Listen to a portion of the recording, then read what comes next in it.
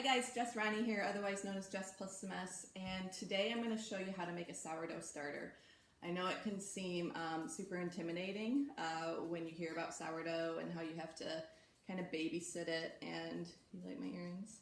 Yeah. And feed it all the time, and it is a little bit like a pet, but it's really not that intense. I've been making sourdough bread now for about 3 years, and I've had the same starter for 3 years.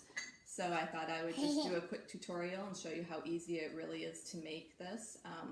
Sourdough bread is a better option for people who have gluten sensitivities. I don't know exactly all of the reasonings behind that, but I know that the sourdough has been allows for it to break down a little bit more than other breads. So like I said, this is a starter I've had for about 3 years now, actually.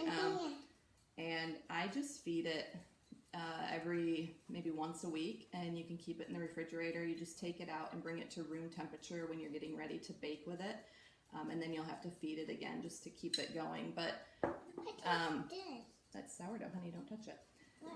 In an attempt to show you how to start a sourdough starter, I started one last night, and you're going to need a glass mason jar and a tea kettle to sanitize everything, and a measuring cup and a wooden spoon.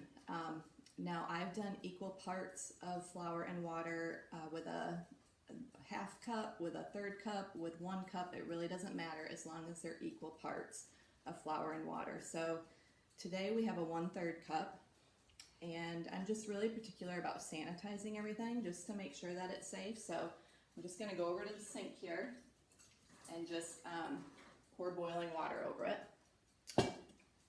And I actually forgot a step here.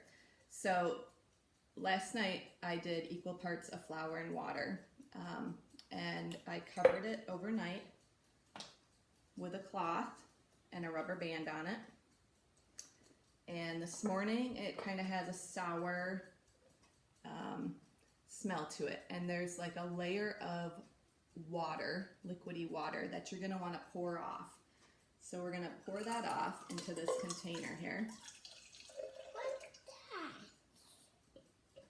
And it just has like a slight hint of a sour smell. So then you're going to feed it.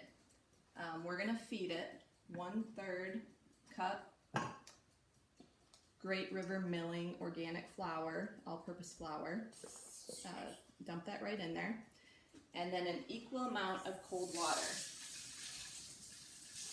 Mom, every time I go to my grandma and I go in the pool. Okay, so we're feeding it 1/3 cup flour, 1/3 cup of water. Then we're going to take our wooden spoon. We want to sanitize that. Pour some boiling water over it just to make sure.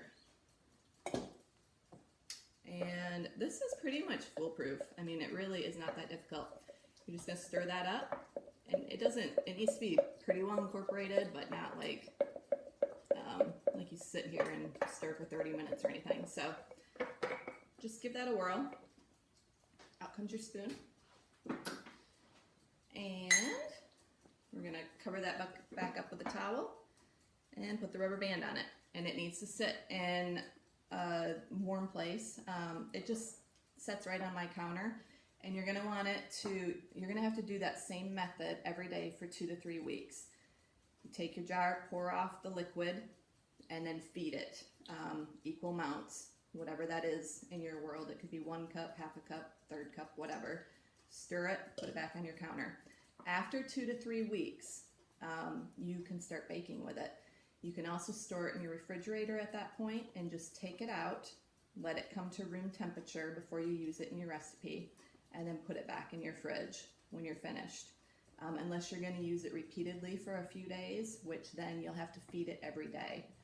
I hope that all makes sense and it's not too confusing. So she found a little treat here from a previous video that we did.